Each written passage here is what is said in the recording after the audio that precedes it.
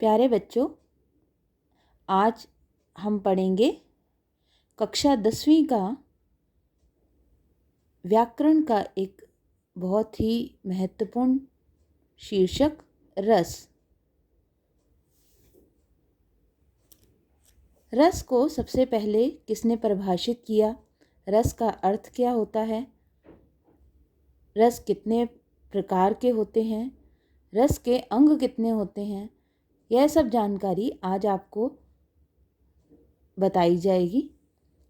जिस प्रकार आप जानते हैं कि रस का शाब्दिक अर्थ है आनंद, यानी किसी भी कविता को सुनने या पढ़ने से जिस आनंद की अनुभूति होती है उसे रस कहते हैं। हमारे हिंदी के भारतीय इतिहास में रस की व्याख्या करने वाले सबसे पहले मुनि थे भरत मुनि, जिन्होंने नाट्य शास्त्र नाम का एक ग्रंथ लिखा था और उसी में इस रस की व्याख्या की थी। उन्हें रसवादी कवि भी कहा जाता है और उन्होंने उस समय जिन रसों की चर्चा की थी उसे एक सूत्र में बांध के बताया गया था, जो उनका मुख्य सूत्र भी कहा जाता है। और वह मुख्य सूत्र है विभावानुभाव व्यभिचारी संयोगादि रस निष्पत्ति। इसका अर्थ यह है कि जब विभाव, अनुभाव व व्यभिचारी भाव के संयोग से जिस स्थायी रस की उत्पत्ति होती है उसे रस कहते हैं। भरत मुनि ने रसों की संख्या 8 मानी है और हम जिन रसों की चर्चा आजकल करते हैं वह 10 रसों की चर्चा हम करते हैं, जिसमें से वात्सल्य और शांत को भरत मुनि ने रस की गिनती में नहीं माना है। रस को समझने के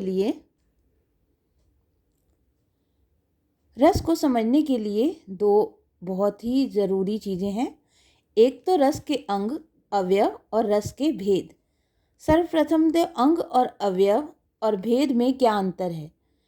जिस प्रकार शरीर के अंग होते हैं उसी प्रकार रस के भी अंग माने जाते हैं। तो ये 4 प्रकार के माने जाते हैं, जिन्हें हम स्थायी भाव, विभाव, अनुभाव और संचारी भाव के नाम से जानते हैं। रस के भेदों की चर्चा करें तो जो भरत मुनि के अनुसार 8 भेद माने गए थे और उसी के आगे हम 2 और भेदों की चर्चा हम करते हैं, जैसे श्रृंगार, हास्य, करुण, रौद्र, वीर, भयानक, विभत्स, अद्भुत, शांत और वात्सल्य। बच्चों, पहले हम अंगों और अवयवों की जानकारी के विषय में जानेंगे। इसके बाद रस के भेदों के ऊपर चर्चा करेंगे। अंग या अवयव, सबसे पहला है हमारा स्थायी भाव। स्थायी भाव क्या होता है कि जो रस सदैव हमारे अंदर या मानव मनुष्य के मन में विद्यमान रहते हैं उन्हें हम स्थायी भाव कहते हैं। यह सुप्त अवस्था में हमेशा रहते हैं और कोई कारण आने पर बदलाव होता है। इसी के साथ दूसरा पॉइंट है हमारा विभाव। विभाव क्या होता है? किसी भी रस के उत्पन्न होने के लिए जिस कारण की आवश्यकता होती है उसको हम विभाव कहते हैं। विभाव का जब भी हम वर्णन करते हैं तो उसको हम 2 भागों में बांटते हैं। आलंबन। आलंबन होता है कि जिसके कारण उस रस की उत्पत्ति हुई है। जैसे नायक और नायिका में अगर कोई भाव उत्पन्न होते हैं तो वह आलंबन विभाव कहलाता है। आलंबन के भी 2 कारण हैं, आश्रय और विषय।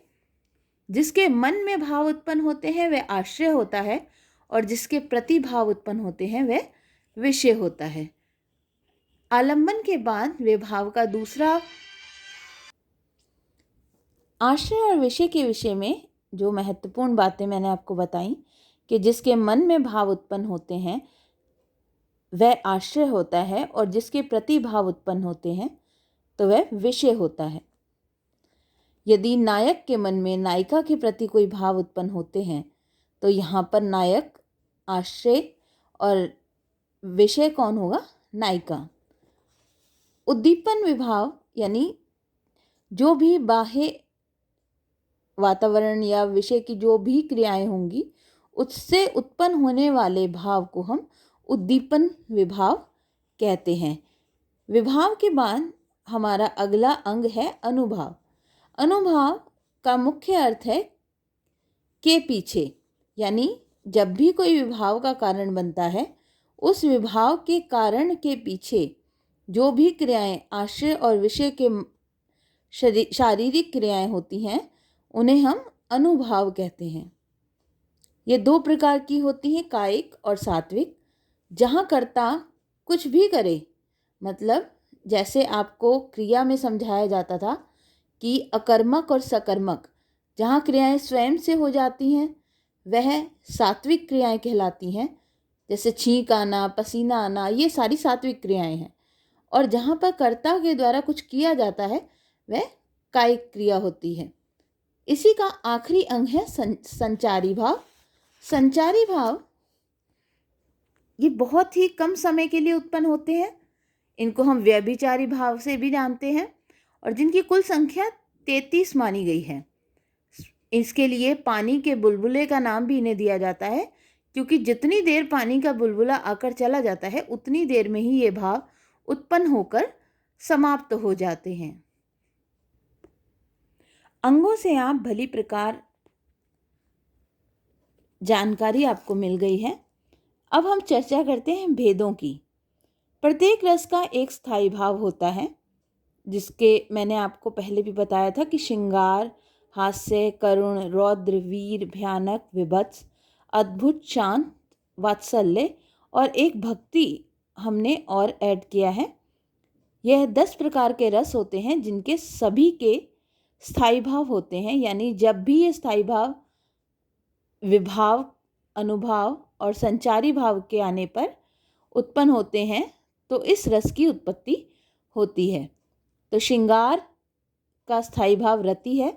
श्रृंगार एक अकेला रस है जिसमें आगे 2 भेद भी हैं, वियोग और संयोग।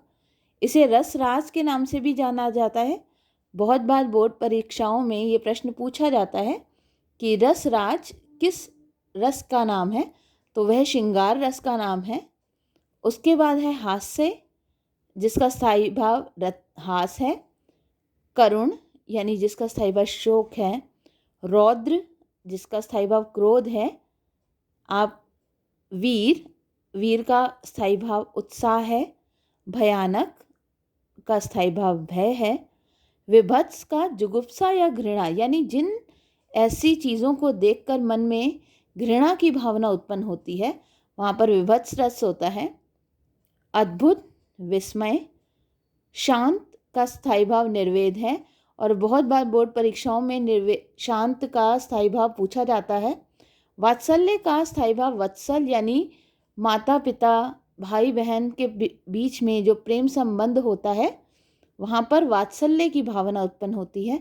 और भक्ति का स्थायी भाव भगवत या भागवत भी कहा जाता है। बच्चों, आज हमने सिर्फ स्थायी भाव, रस, उसके अंग, उसके अवयव, उसका शाब्दिक अर्थ, इसके बारे में चर्चा की है।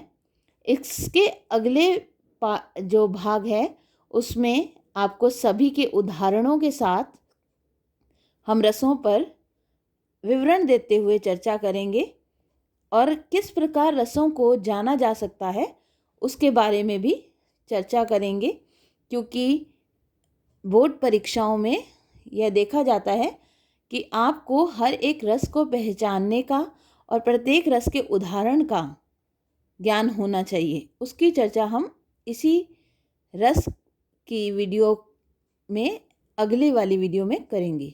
धन्यवाद।